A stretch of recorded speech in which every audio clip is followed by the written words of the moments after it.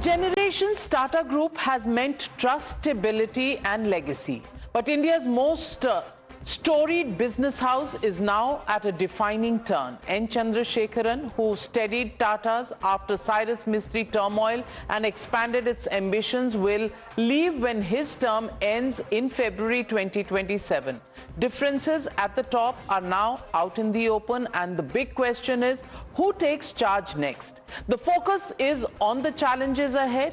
Air India remains a difficult turnaround. Digital electronics and semiconductors are ambitious, capital-heavy bets. Steel, automobiles and the global EV transition are bringing in their own pressures. So the next chairman of Tata Sons must therefore balance ambition with financial discipline and scale with stability. What's going to happen at the board of Tata Sons is the big question. And that's where Noel Tata becomes a crucial man. As chairman of Tata Trust, which controls roughly 2/3 of Tata Sons shareholding, he's now a key custodian of the group's future. Quiet, experienced and deeply embedded in the Tata ecosystem, his task is bigger than helping choose Chandra's successor. It is about bringing stability to and protecting the Tata legacy. So as Tata enters another crucial phase, the defining question now is, can it chase the future without losing the trust that built its past? And joining me to discuss what happens next at Tata Sons is Suhel Seth, marketing guru, a man who's been on boards of several companies. Suhel Seth, what do you think is going to happen? The sudden announcement coming in from Mr. N. Chandrasekaran, who has led Tata Sons over the last decade after Cyrus Mistry, made this sudden announcement, or do you think it was sudden? Do you think he chose to retire, or do you think he was running out of options? I don't think he was running out of options. So let me park the realities and in a factual sense. Chandra would have turned 65 in June of 2028. 65 is the retirement age for all executive positions in Tata Sons. His term was till February 2027. Chandra has not resigned. First, though, Navika, you, thank God, are a seasoned journalist.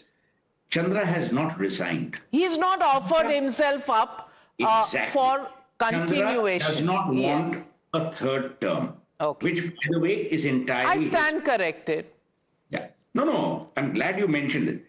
So, because everyone has said resignation, N. Chandrasekaran has not resigned. He has not offered himself for reappointment when his term in February 2027 comes up for renewal. So let's park that. B, his letter to the board yesterday, to the board of Tata Sons, says three very important things. Number one, he has been a Tata hand for 40 years, exceptional leadership, ran TCS brilliantly, came at a time as chairman Tata Sons when there was a huge inflection point, had the trust of Ratan Tata, the trust of the Tata Sons board, created a One Tata which was superb. All of that is there. He also had Air India, Tata Digital and all, which he, kind of blossomed or started. Please understand that Tata culture is very different, Navika. From 1938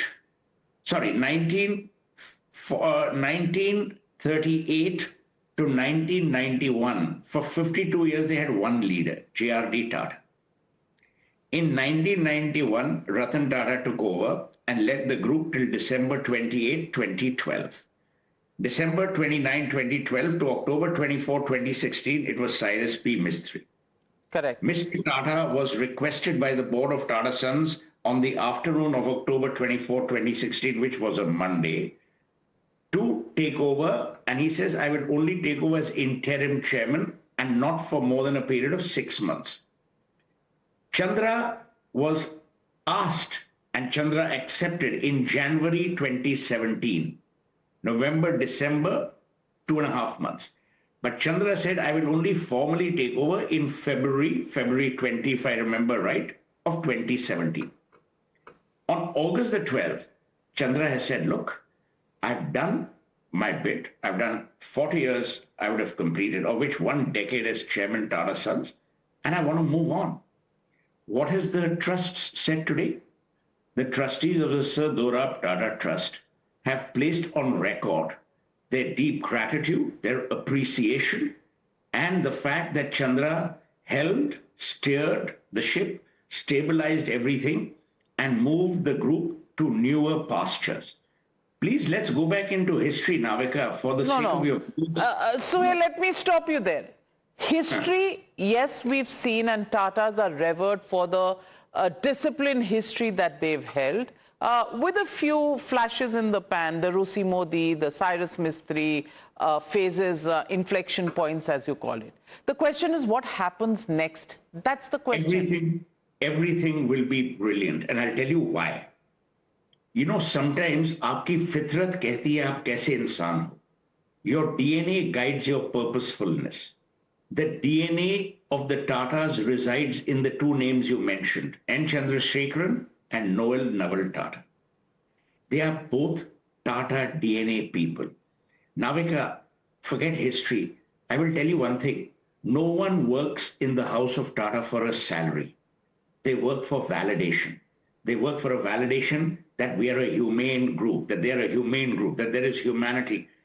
You tell me, when Jamshedji Nasirwanji Tata, followed by Dorab Tata, talked about the Tata Trust, 65.3% of Tata Sons is owned by Tata Trust. What does Tata Trust do? Gives back to society. Which are the institutions they have created? From Indian Institute of Science to TIS, to NCPA, to cancer centers. Tata Sons Chairman will continue to be, whoever it is, will not be someone who does not have the DNA of the House of Tata. So when you say the two people central to this entire question are Chandrasekaran, who has not offered himself for a third term. Reappointment. Yeah, for a reappointment, then that leaves Noel Tata. So is he the obvious choice as the chairman of Tata Sons after Tata Trust? I think this is a brilliant question. Noel Tata, much like Ratan Naval Tata, will not be the only people deciding. Please go back. In 2011, in 2010, Ratan Naval Tata set up a selection committee to choose his successor. Who was on that committee? R.K. Krishna Kumar, who was a serving Tata Sons director, Kumar Bhattacharya of Warwick Management Group. You had Cyrus P. Mistry himself on the committee because Cyrus was on the board from 2006, and you had Mrs. Barucha. What did the committee do? They interviewed 6 people across the world. And then they found that the best person was Cyrus P. Mistry. Cyrus had to recuse himself, and Cyrus was appointed chairman. Noel Tata, as the chairman of Tata Trust today, in the statement jo aapke paas hai, which if you read, very clearly says that Tata Trusts will seek to have the selection committee work towards establishing a succession, pointing out to a successor, and making sure that stability continues, which it will. A. B. What Noel Tata didn't say, I'm telling you. Please remember one thing. The chairman of Tata Sons is a Bhishma Pitama. He is the guiding force, the patron saint, the leading light. He has 3 purposes, he or she. Number 1, institutional compliance. Number 2, value architecture. And number 3, institutional investment. The operating companies are being run as operating companies with independent boards. TV Narendran runs Tata Steel. Puneet Chhatwal runs Indian Hotels. Sunil D'Souza runs Tata Consumer Products Limited. Mukundan runs Tata Chemicals. Where is the issue? No, there is no issue, and I'm not saying there is one. I'm only crystal ball grazing because that's what people want to know, because the Tatas is a large group, and the Indian citizen feels, whether or not they have shares in Tata Sons or not, they feel they have a stake in the Tata Group. Absolutely. that is the Indian citizen's thought process. Absolutely. And over what has happened, maybe in whispers, but it was stated that Chandrasekaran had the support of the board for his continuation in Tata Trust. Yet it did not go through. There is a board meeting planned for the 18th of August. His statement not offering himself for a reappointment coming now. Please decipher this. Very rarely can I catch a Navika Kumar, but let me catch her. Number one, the last board meeting was held, and one of the board meetings that was held on February 24, 2026. At that point in time, when the Tata Sons board was considering the extension, which, by the way, in 2025 September, the trustees had said, yes, we should extend for a third term. What did Noel Tata do? Noel Tata, as a representative of Tata Trusts, Tata Trust normally has 3 nominees on the Tata Sons board, and it is proportional to the Tata Sons board positions. Noel Tata flagged off certain areas of concern. What were those areas? Air India, Tata Digital. This is what we are losing or whatever. How are you going to? And at that meeting, it's all in the public domain. It's nothing that I know that you don't know. In that meeting, it was decided that Chandra, this is again in the newspapers, that he would come back with a business plan or a business case, that these are the issues. At that board meeting, it was Chandra's grace and graciousness, where Chandra said, I do not want my extension to be discussed if it is not unanimous. There was no issue, there was grace, there was no acrimony. Ye media bahar, outside Bombay House thought, oh, ladai ho gayi, jhagda ho gaya, number one. August 18 is not the board meeting. This is the point I'm making. August 18 is the annual general meeting of Tata Sons, in which there will be the following players. There'll be the Tata Trusts, there'll be the representatives of Shapoorji Pallonji Group, there will obviously be the Tata Sons board. In this, there were 2 things that are going to happen. One is the shareholders will discuss the results. Number 2, Chandra's reappointment as a director of Tata Sons is to take place, which is a natural course. So there is nothing, but this may be a conspiracy, you're seeing any conspiracy. It's very clear. Everyone has got it wrong. Oh, August 18th, there's a board meeting. There's no goddamn board meeting. It's an AGM. The annual general meeting of Tata Sons. And it has nothing to do with the extension. It has only with the reappointment of directors who retire by rotation.